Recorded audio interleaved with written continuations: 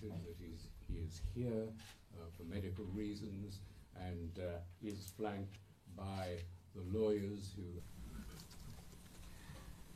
And we had our country's first free and fair elections in 2008, and I was fortunate to have won it. And we thought that we've won democracy in the Maldives. But how wrong were we?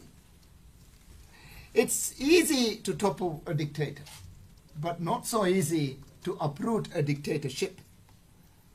The lingering remains of dictatorships remain in the countries, in societies, for far longer than we think we know.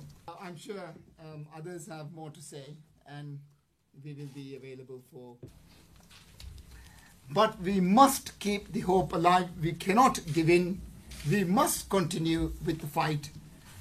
And with so many people having sacrificed so much, we cannot give up, and we will not give up. Thanks so much, President Nasheed. I'd now like to introduce my co-counsel, Amal Clooney. Not only has the repression by the Maldives regime been maintained, but there is no evidence that my release signals any change on their part.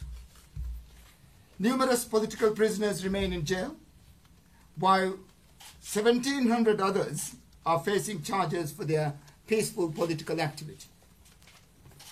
Every opposition leader is either in jail, facing criminal charges, or intimidated by the regime. Our media are under constant threat, and every day the regime takes a further step to undermine or eliminate democratic institutions. That would be for the crime of simply being a moderate and popular political leader in the country. Indeed, it is important to note that over the last year, despite intense criticism of President Yamin by key governments, NGOs, and the media, it was only when we began to take meaningful steps towards sanctions that he felt compelled to act. Sanctions imposed can easily be rolled back, but unless they are imposed, President Yamin will have no incentive to take further action. I want to focus sanctions exclusively on those individuals who are directly responsible for the gross human rights abuses in the Maldives. The British judge and the residual mechanism of the International Criminal Tribunals for the former Yugoslavia and Rwanda. Last time I addressed you from these chambers, we had just secured a victory in the UN, which had ruled that President Nasheed's trial was unfair and that he should be immediately released.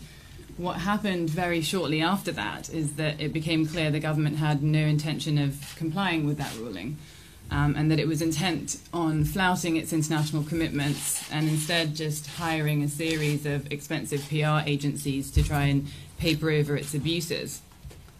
As a result of that, we have been making the case at the international level for the imposition of targeted sanctions against members of the Maldives government who are most responsible for human rights abuses.